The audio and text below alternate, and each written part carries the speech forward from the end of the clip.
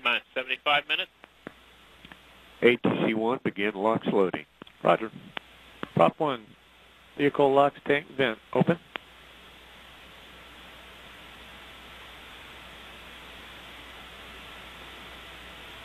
Open.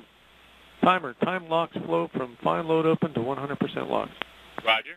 Timer, also announce time at 1 minute intervals. Roger. Prop 2, observe the caution notes on page 69. Roger. Emergency shutdowns. Prop 2, take vehicle locks fill and drain valve open. Fill and drain coming open. Fill and drain is open. Prop 2, establish locks debris valve is open. Debris is open. Prop 2, take locks fill open. Fill coming open. Fill is open. Prop 2, take topping open. Topping coming open. Topping open. Prop 2, take lock storage tank vent closed. Vent coming closed. Closed. Prop 2, take lock storage tank press open. Pressurizing on my mark. Yeah. Press coming open. Press is open.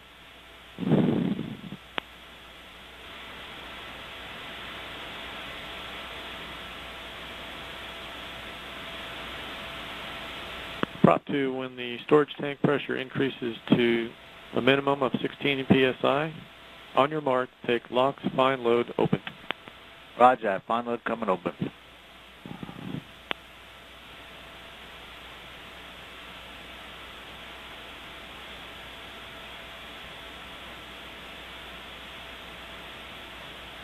Okay, fine load coming open on my mark.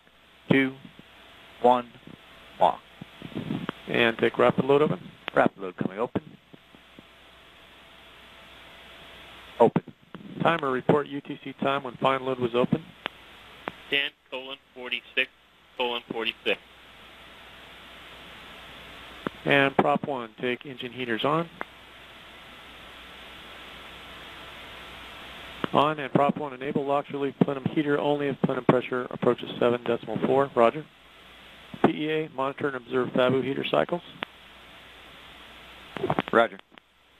And prop 1, take FABU heaters on. On. Prop 2, take locks load timer enable on. Enable is on. And prop 1, monitor vehicle locks tank pressure. Roger. Currently at 9 psi. And prop 1, monitor the vehicle locks tank vent, lock start tank vent line, and VE bleed ports for GOX. Roger. 1 minute of the flow. Prop 2, report actuation of low-level float switch upon occurrence. Copy.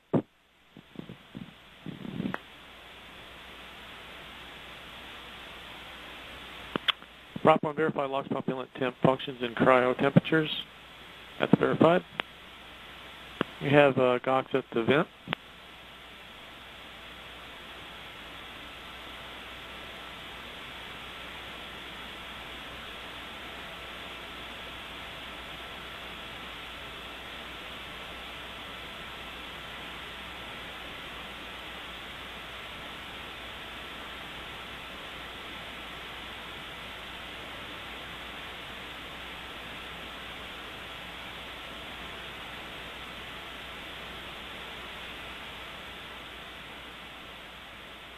Two minutes into the flow.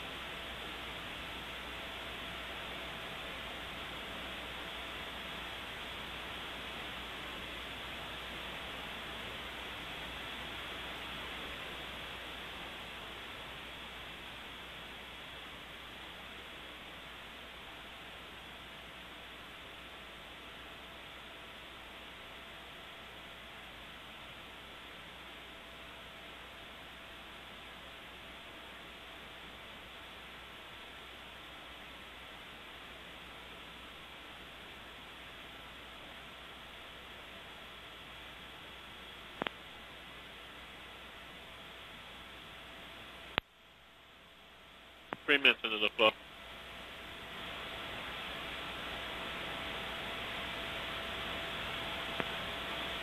Okay, LOX flow switch is actuated. Copy.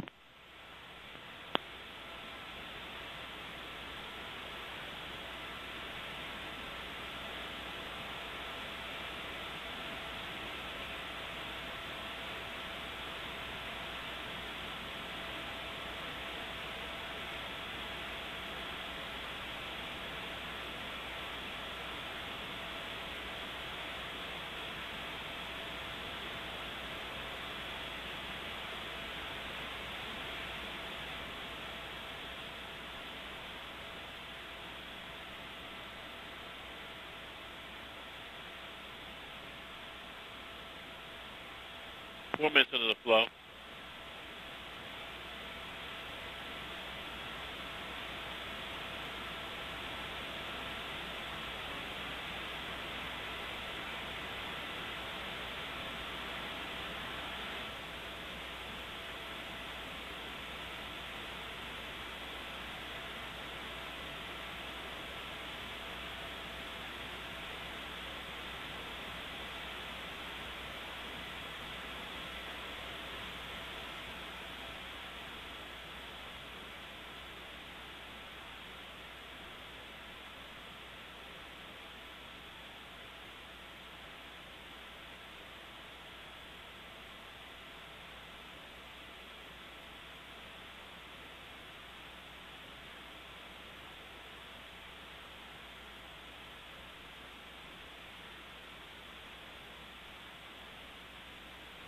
Five minutes into the flow.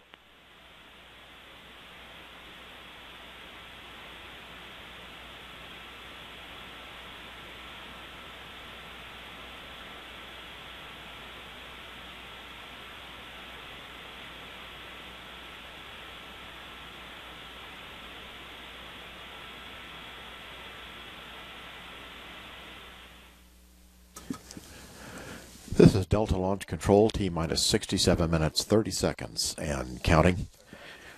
Loading liquid oxygen into the Delta first stage is now underway. Loading the RP-1 fuel completed earlier, starting around 5:50 this morning. Just a 20% chance of having a weather violation now.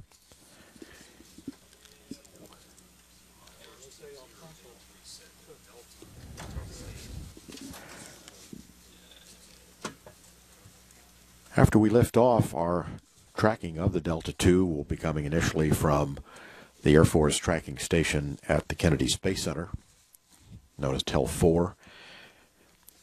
And about 40 seconds into the flight, the Air Force tracking station at Jupiter Inlet will acquire.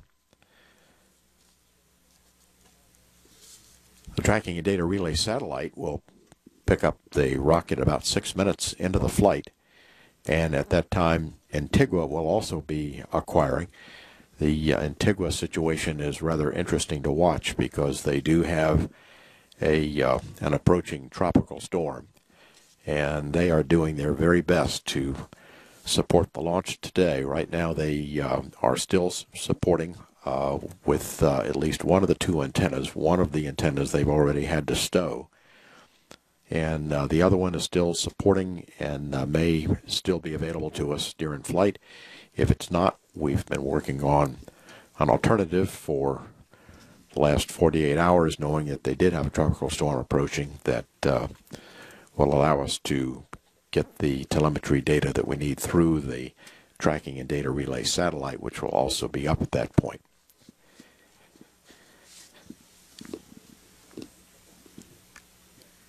And also supporting later in the flight will be the White Sands ground station in New Mexico, Vandenberg Air Force Base in California also supporting, and the key station for us as far as the GRAIL spacecraft is going to be the Goldstone Deep Space Tracking Network Station.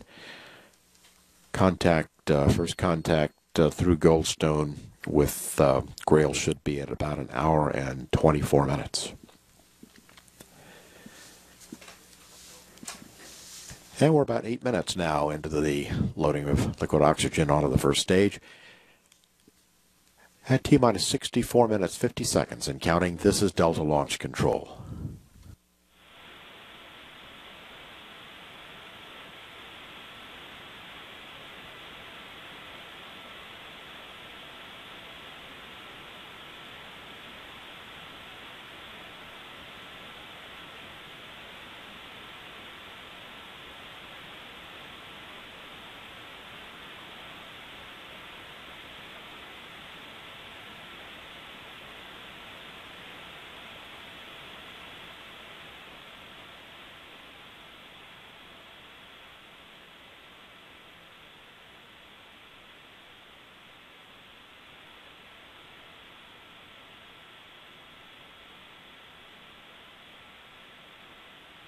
Nine minutes into the flow.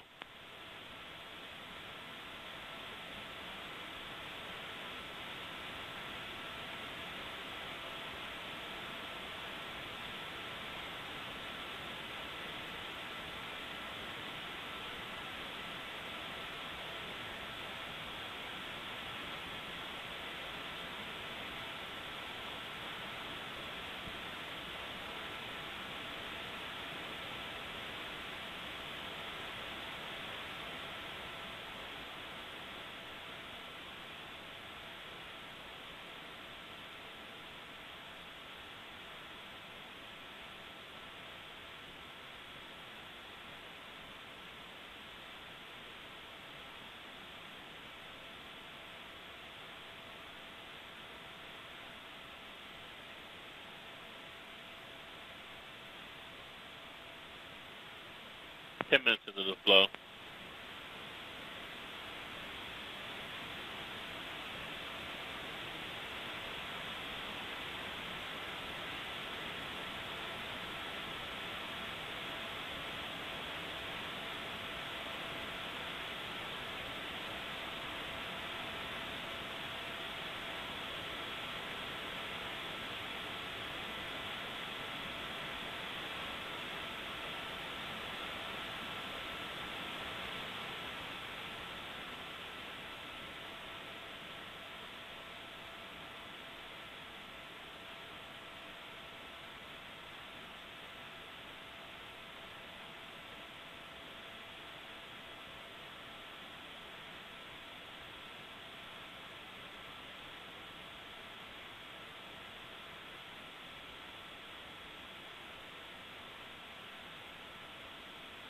Eleven minutes in the flow.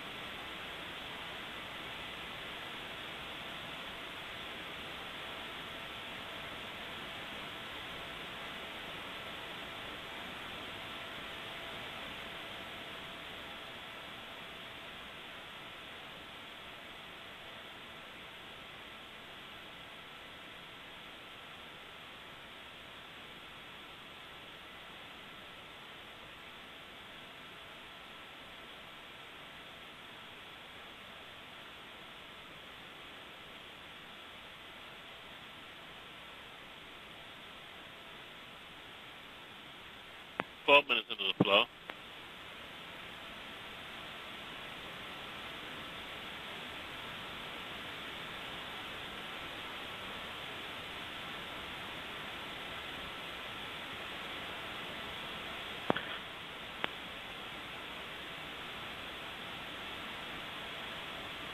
We have Cox at the start tank vent line.